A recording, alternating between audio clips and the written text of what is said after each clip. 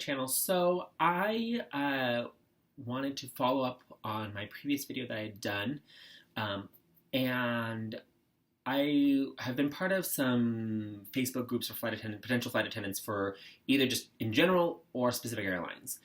And there were a lot of consistent questions that I saw in there that um, people were having, and also questions that I got messaged about from the last video that I figured why not talk about because it might be helpful. These are the things that I was passed on to me by friends of mine who are flight attendants that have gone through this.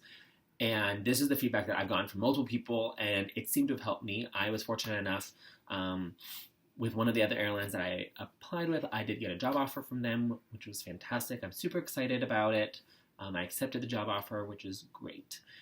But moving forward, with the interview, typically you are going to a group interview first. The group interviews usually consist of you talking in front of a group of people. Either it can be a small group or a very large group.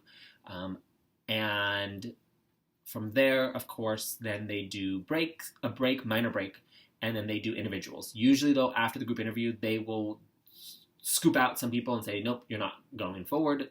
The rest of you guys will do one-on-one interviews with. So, super important, make sure you bring lots of water, snack food to snack on. There are a lot of Facebook groups out there for potential flight attendants, both potential flight attendant careers in general, and then specific airlines. If you're curious about one specific airline in particular, there's a lot of Facebook groups out there. I definitely highly recommend joining them. I joined them. They were very informative with people asking questions. It's also nice to kind of know people are going through the same thing as you. I actually found some of the people that were in my interview processes on there, and we connected and kind of talked about, oh, have you gotten your CJO letter yet? Have you not? Have you gotten your denial? What's going on? The biggest other thing is making sure appearance is super important. There were a lot of people asking about nail colors, jewelry, jackets, blouses or shirts, what to wear, hair colors, things like that. You really want your hair color to be natural. Mine is highlighted, but in a natural color, so that's good. You don't want to do random like pink, blues, greens for an interview. Don't do that. I wear a full suit with a tie. That is what they recommend. That is the best thing to do. With ladies, I recommend, and what I've been told is make sure you wear like some kind of stockings. You wear usually the colors is navy, gray, or black. Don't wear a dress or a shirt that has multiple patterns on it that are multiple colors. Keep it very simple and basic. Don't do shoulderless. Make sure it has a shoulder, as well as either wearing a sweater or a jacket.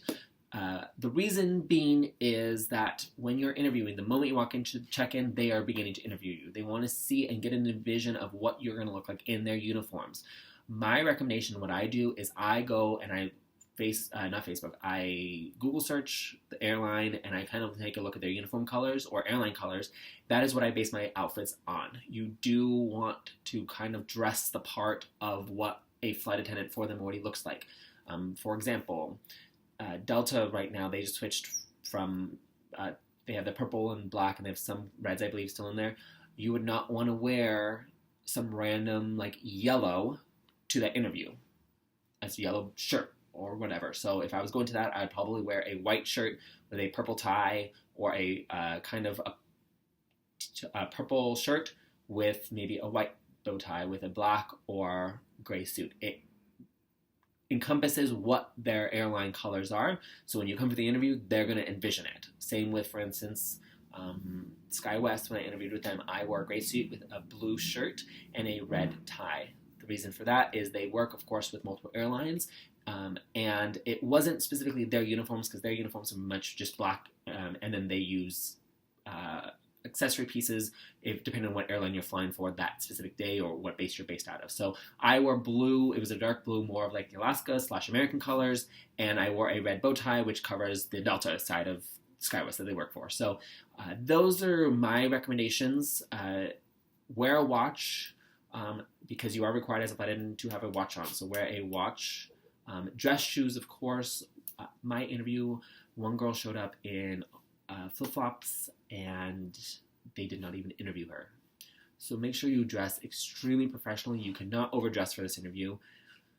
Other thing, of course, is tattoos. They cannot be visible on hands, neck, behind the ears, face, even the smallest little dot. They will not even interview you. So those are a couple things. Airlines, more and more, I'm finding and I've been hearing that they are paying to fly people out, which is great. You usually have to pay for your own accommodations. One thing is, just so you know, with so many people applying and how many people they're doing face-to-faces with, when I had mine, they told me typically you are supposed to receive your flight information 3 to 5 days prior to takeoff. Then you'll receive your interview information about 3 to 5 days before. You receive your flight information, then you'll receive your interview information.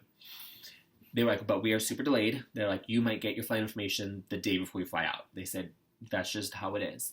And that was a question I saw a lot on Facebook groups of people asking, I haven't got my flight information yet. Why? My recommendation to you is, if you know the location of your interview, go to the airline's website, search for flights of that day out of your home airport, or the biggest airport that they ask you where you'd be flying out of. So if you live in a small airport and they don't fly there, they're going to say you need to fly out of a big airport, and do that. And so go to their website, take a look at the flights. It'll give you a good sense of what you're going to be flying, especially if you are flying in that morning, the interview's that afternoon, you're clearly going to be in a morning AM flight that gets you in there before the afternoon sessions start. If you are in an afternoon session or a morning session, they might fly you out the day before, which is, they will tell you, so you will know, and then it'll give you a good sense. That's what I did, and when I was on the phone with them, when they were scheduling it, they said, the recruiter was like, these will probably be your flights, but the corporate people have to file them, and then they will send the itinerary to you. What he told me was a little bit different than what I was getting, but I had already looked online, so I knew exactly what flights of the day were flying out of Seattle to where I was going, and what flights back the following afternoon were going. So I was able to plan my schedule around that, and I already knew what I was going to be getting. So those are really good things to note. Have your passport, have your resume with you as well. Super important to bring with you to your interview as with you. I'm trying to think of what other questions. Typically, they will provide you with hotel information, discounts. Some airlines don't provide you the interview location until about 24 hours to 72 hours before the interview process is, because it's a secretive place. So that was a little bit of a frustration for me, because typically they try to do it near the airport for hotel shuttles and things like that. So I just, on a whim, just booked a hotel. Thankfully, it was actually across the street from where my interview was going to be. But if you're farther away, you're going to have to figure out your own accommodations of how to get for housing and how to get to and from the interview facility and then from the airport and back. It's an annoying unknown that they don't give you until right beforehand. You just have to deal with it. They're not going to tell you anything else until everything's finalized.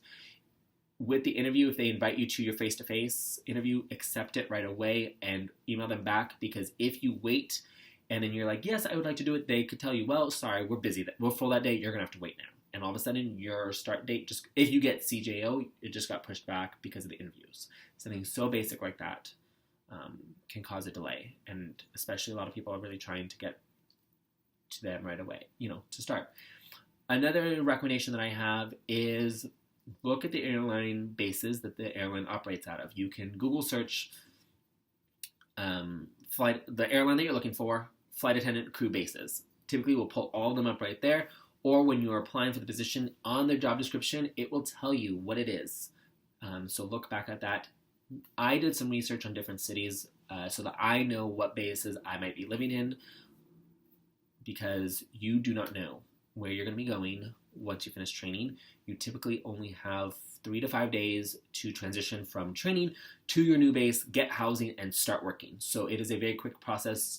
Thankfully, usually when you finish training, you are with a group of people, so you can get a crash pad. You guys can rent an apartment together, figure that out. I wanted to look for different locations. I wanted the best price point. I currently live in downtown Seattle right now. That's because I work in downtown. I don't want to commute into the city and things like that. With being an airline, with the airlines being a flight attendant, my mentality is now shifting. I don't want to live in the city anymore anyway. I want to live next to the airport. I want a super convenient, close commute to the airport. Right now, I'm only like 15 miles from my airport, but it is a 45 to an hour commute from the time I leave my door to the time I'm at the airport. If you have a 2-hour window to show up to the airport, that is not much time, because if you are gone, like out at lunch, and you're 20 minutes from your house, you still haven't packed, or you're not ready and you have to shower and get ready for your trip, you have an hour to do that. If there's traffic delays, all of a sudden you're delayed showing up to work, and that is, especially on probation, that's not a good thing.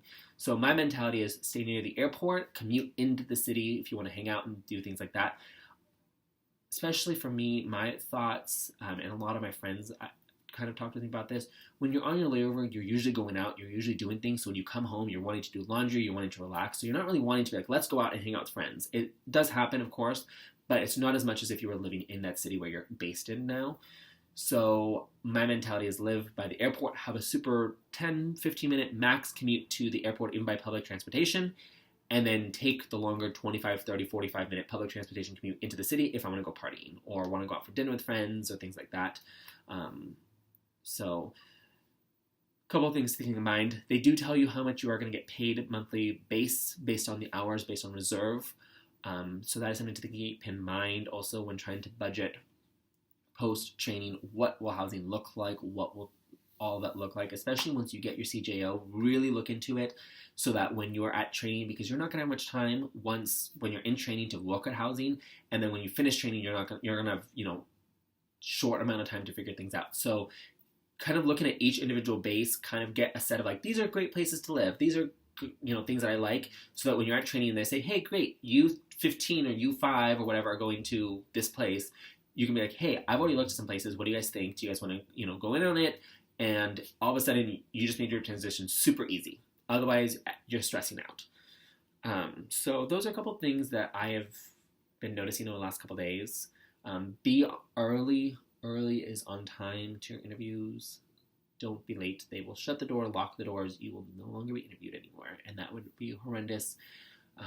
So it's something to think in mind there. But if you have any other questions about what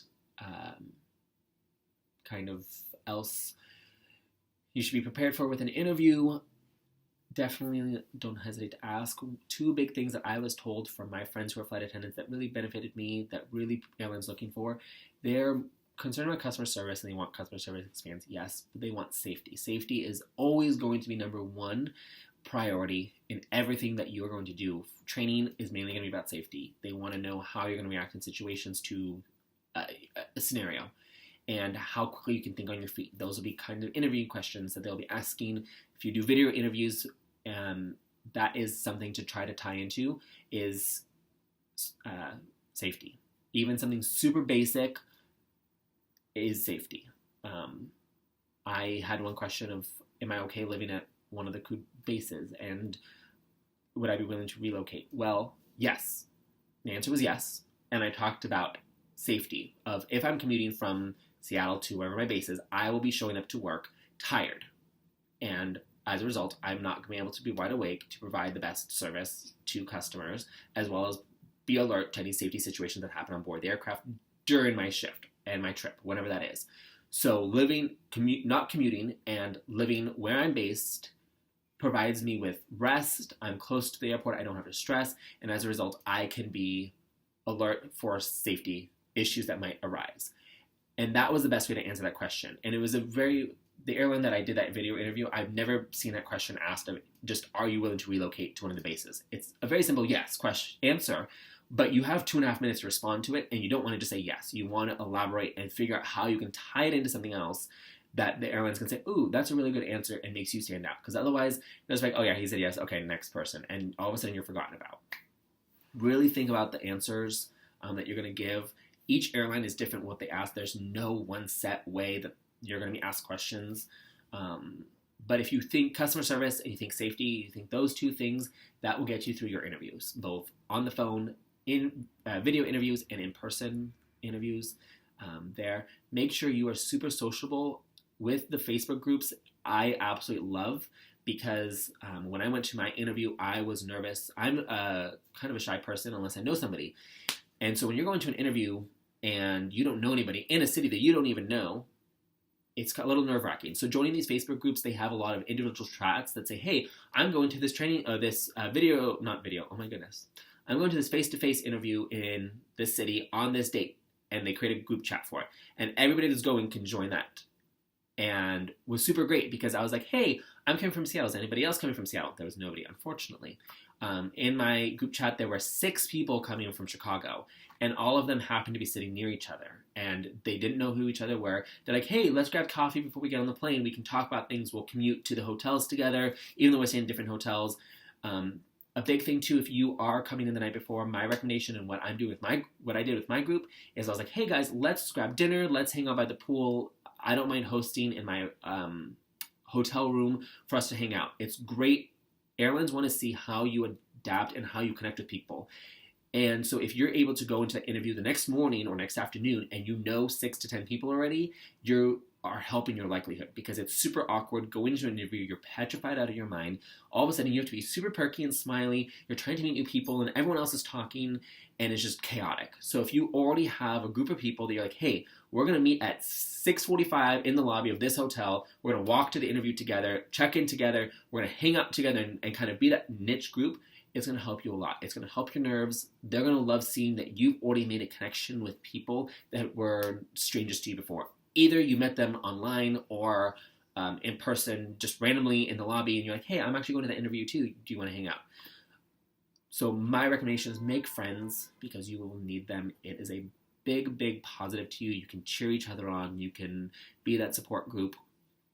And so that was a big benefit to me. So sorry, it was super sporadic of like the things I was talking about. I kept remembering things that I should be saying and adding. So it's just kind of all jumbled together. But hopefully that helps. If you have any other questions, let me know. I'm super happy to try to answer them the best I can. I'm going to try with my airline that I'm going to go with to record and kind of talk about how training went without saying too much, of course, because I can't, but try to provide as many answers to questions of face-to-face interviews of what training was like, how to best prep for training so that you can be successful in it, and then, of course, post-training, what all that looks like with the afterlife, as I've been calling it, since it is a little nerve-wracking that you're saying goodbye to your friends and family, significant other in the city you're living in. You're like, I'm going to go to training for 3 weeks to 2 months, and after that I have to go right into work at my new city, and that could be completely across the country. And it's a little nerve-wracking, so I'm going to hopefully try to encompass all of these things to try to answer as many questions as possible. There's a lot of other great YouTube videos out there that are much more helpful than mine are. I learned a lot from, but I'm hoping that this is an additional help to each of you. So best of luck to anybody else that is applying to be a flight attendant. I hope you get your CJOs, and hopefully we'll maybe potentially work with you someday. But like I said, again, give it a thumbs up, subscribe, and if you have any questions, just let me know. I'm super happy to try to answer them. Well, have a great day, guys. Bye!